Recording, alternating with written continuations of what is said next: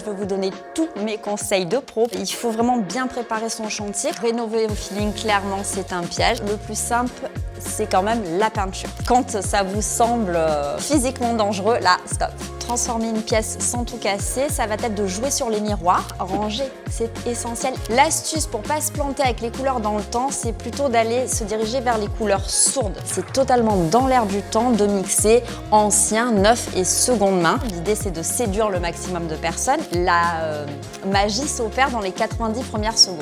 Je suis Emmanuelle Rivassou, architecte d'intérieur et décoratrice depuis plus de 20 ans. Et pendant 9 ans, j'ai fait, entre guillemets, mon métier à la télévision. Pendant cet épisode, je vais vous donner tous mes conseils de pro pour rénover, décorer, mettre en valeur votre bien sans trop perdre de temps ni dépenser trop d'argent.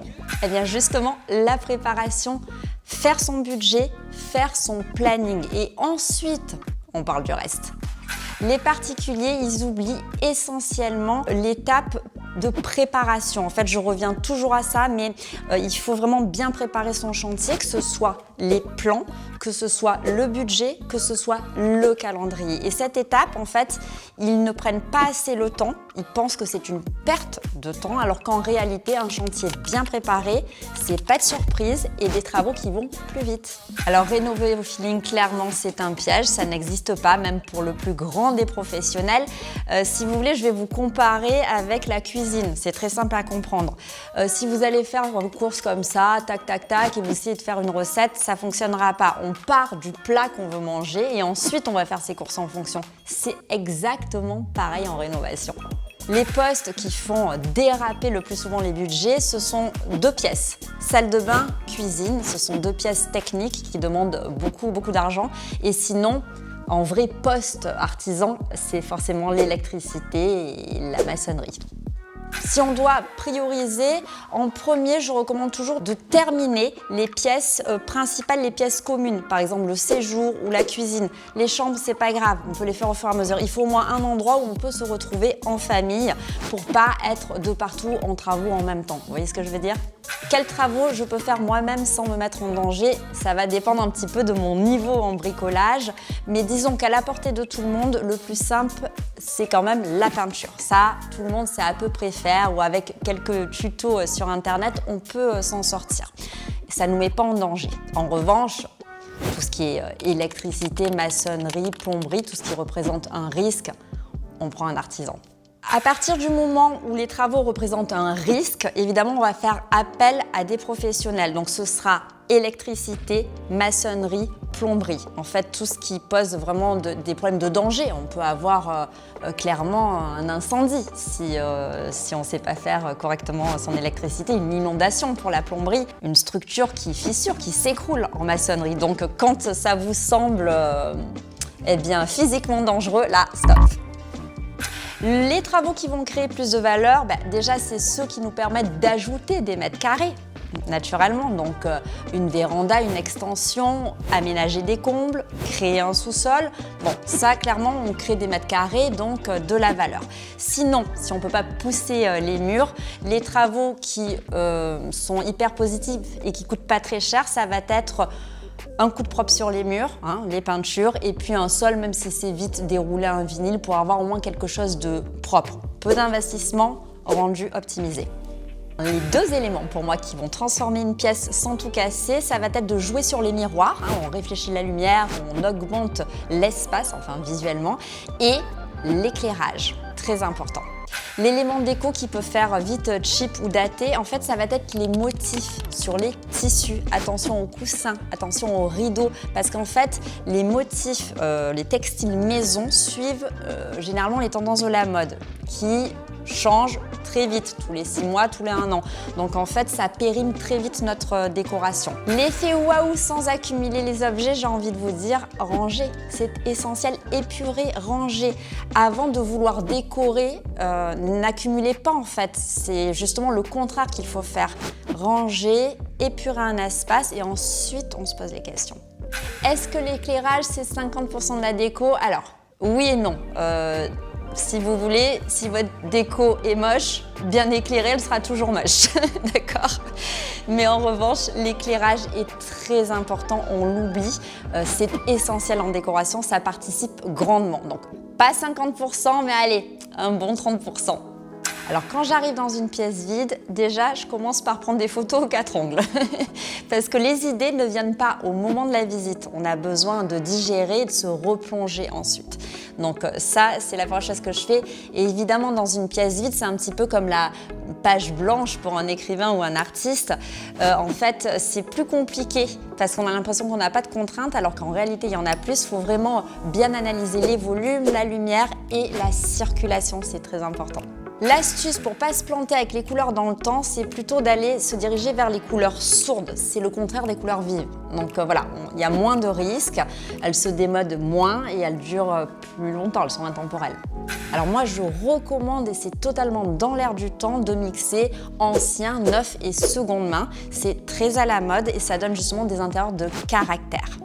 Mon astuce pour donner du caractère à un intérieur banal, c'est justement d'aller choisir des pièces un peu typées, qui ont du vécu. On n'hésite pas avec l'armoire de notre grand-mère, avec la petite commode qu'on aura chinée, avec pourquoi pas des éléments qui étaient déjà sur place au moment où on aménage. Pour pas justement ressembler à un catalogue, un intérieur de catalogue, il faut aller piocher des éléments qui étaient là dans le passé. Alors il y a 3 règles pour agrandir visuellement un petit espace. Déjà la couleur, il va falloir plutôt opter pour des coloris clairs.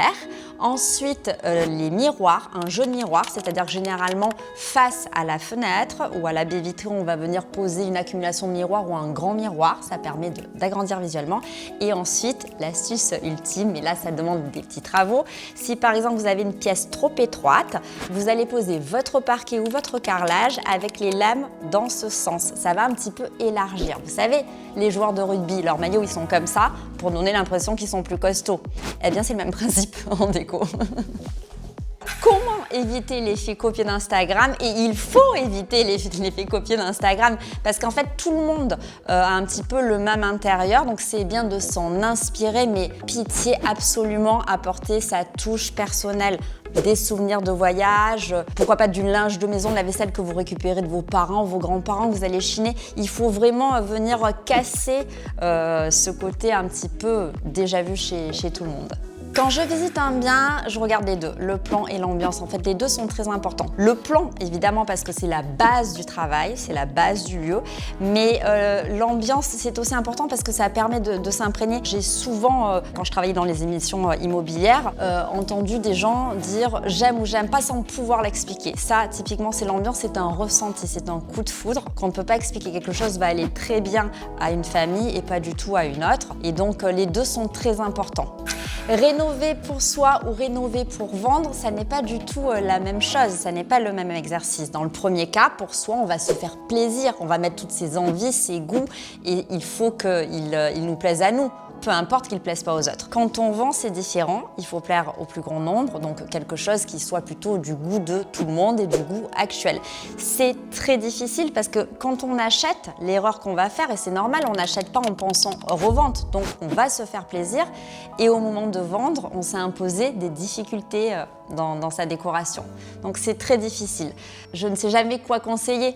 Je dis faites-vous plaisir, puis on verra après. Alors le homestaging, clairement, il augmente la valeur, le fait de vendre plus vite, etc. C'est une méthode qui est née aux États-Unis dans les années 70, donc on a plus de 50 ans de recul sur ça, avec des vraies études et des vrais chiffres dans le monde entier, y compris en France. Et effectivement, il est prouvé qu'on vend plus vite et mieux.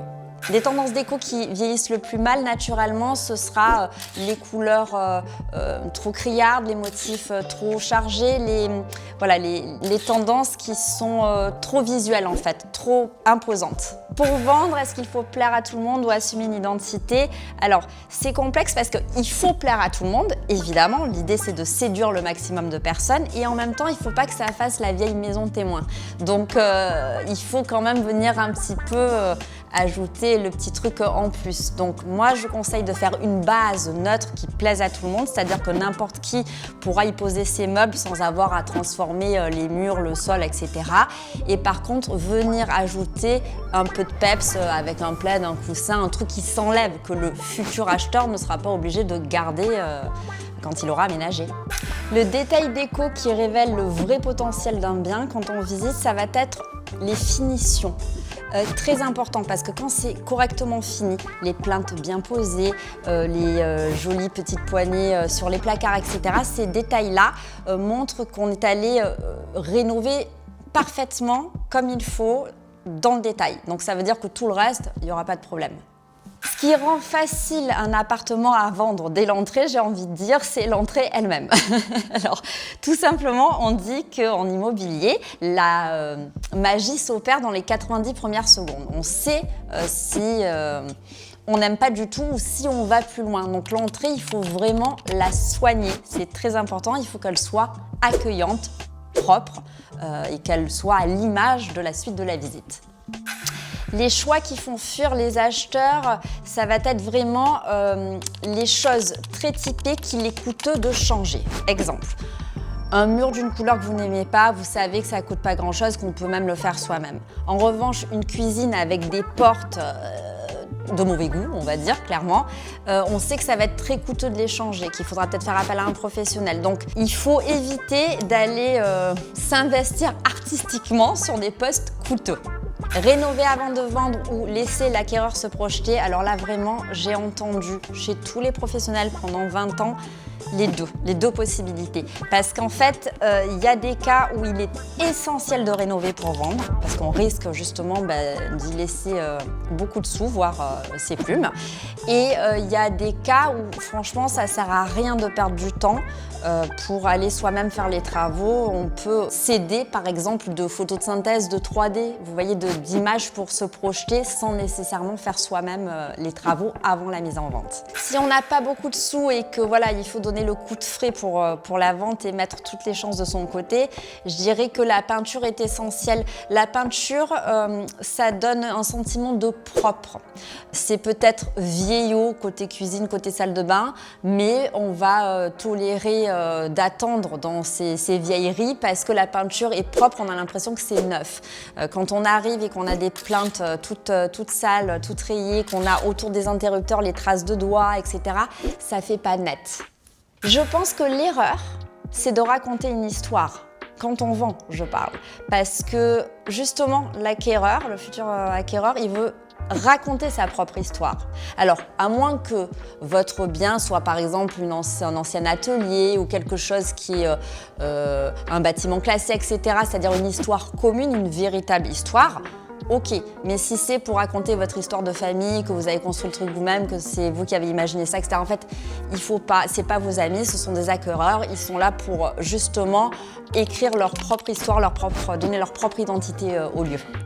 Alors le chantier le plus compliqué que j'ai géré, ce sont en fait tous les chantiers que j'ai pu faire à la télévision parce qu'on est dans des conditions vraie vie, mais sauf qu'on a des dates de tournage. Et donc il faut rendre son chantier, il faut rendre sa rénovation totalement terminée pour le jour du tournage. Donc à la difficulté classique et traditionnelle, où il y a toujours sur des chantiers des retards, des choses comme ça, là on s'ajoute des dates imposées. Donc tous les chantiers télé sont forcément plus stressants, plus compliqués. Il nous est arrivé quelquefois de terminer même à 4-5 heures du matin pour pouvoir être prêt à tourner le lendemain. La rénovation dont je suis la plus fière, en fait, ce sont toutes les rénovations où tu sens que la famille, voilà, les yeux pétillent, etc. C'est pas forcément, bizarrement, les rénovations que je trouve le plus waouh, où moi je me suis le plus amusée artistiquement, c'est vraiment dans le regard des autres, le regard des clients, le regard des familles. C'est comme ça, c'est ça en fait qui te touche, plus que pour faire la photo, pour un magazine ou voilà. Je vais vous donner 3 conseils pour embellir et rénover sans vous planter. Premier conseil, la chose à vérifier absolument avant de rénover, c'est est-ce que vos travaux seront possibles. Par exemple, vous êtes en copropriété sécurité, vérifiez si c'est possible. Vous êtes sur un bâtiment classé, vérifiez si c'est possible. D'abord, on vérifie avant de rêver.